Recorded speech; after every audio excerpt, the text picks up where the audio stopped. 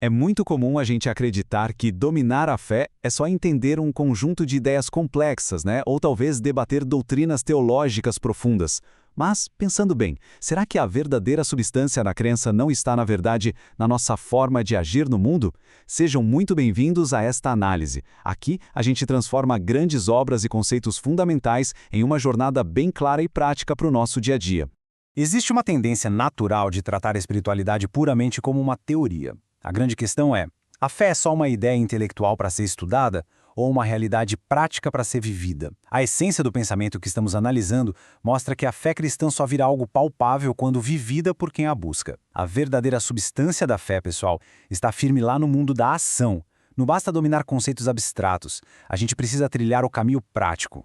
O autor por trás dessa reflexão genial é o notável C.S. Lewis. E olha, embora ele seja um gigante mundialmente reconhecido na defesa intelectual do cristianismo, a sabedoria mais genuína dele não atua só como uma teoria inalcançável. É uma verdadeira sabedoria de jornada.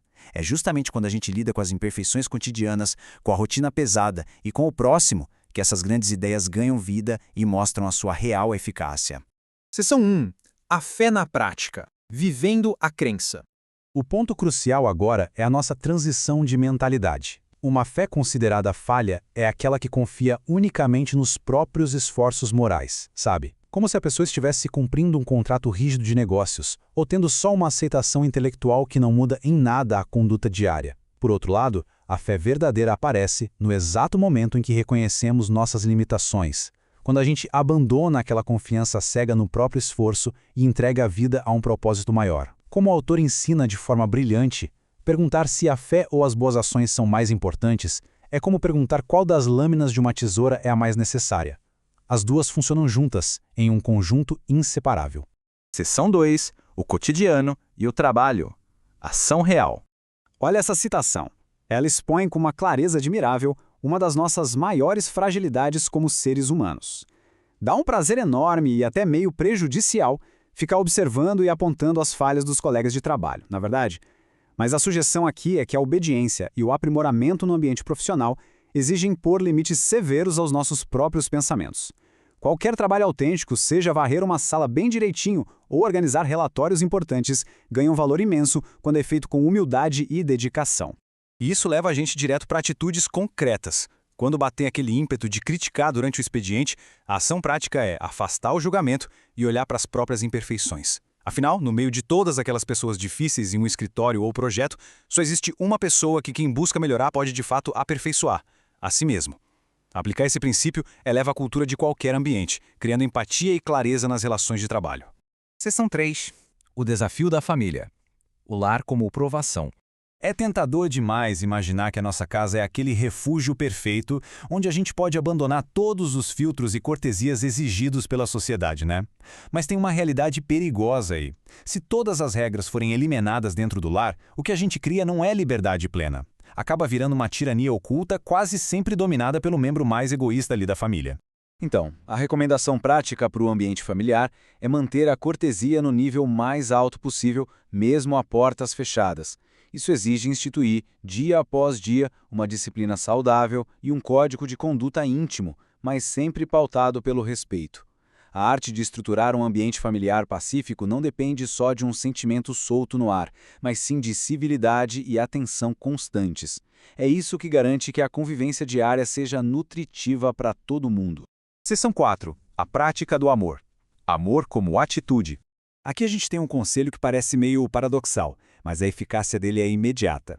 A caridade e o amor não devem ser entendidos só como um estado de emoção profunda, mas sim como um ato de vontade.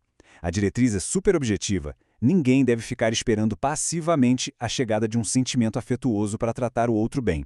O método prático é agir intencionalmente em benefício daquela pessoa. Repetindo essas ações de bondade, a pessoa logo percebe que o sentimento genuíno de afeição acaba acompanhando a atitude benevolente. A ação constante acaba forjando a nossa realidade interior. Seção 5. A perspectiva da eternidade. Um novo olhar.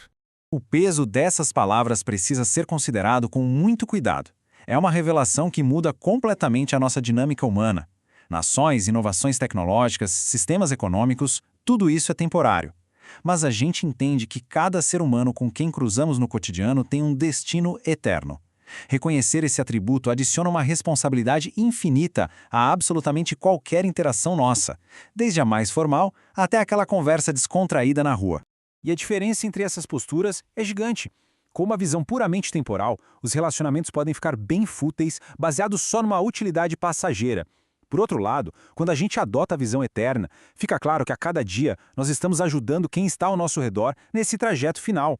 O próximo passa a ser tratado não só com uma tolerância superficial, mas com um cuidado de extrema nobreza. Seção 6. Crescimento e liberdade pessoal. Rumo à liberdade.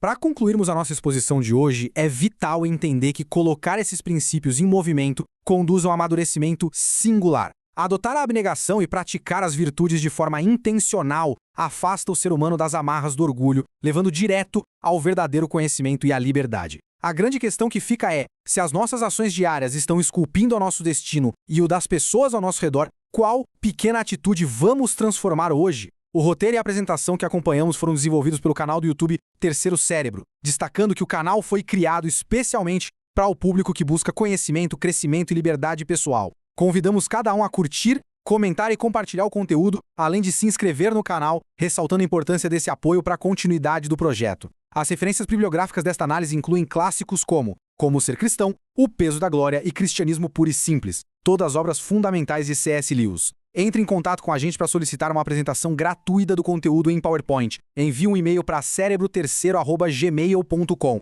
Nosso único pedido, que se inscreva em nosso canal no YouTube. Gostou deste conteúdo? Veja a análise em nosso blog terceirocerebro@blogspot.com.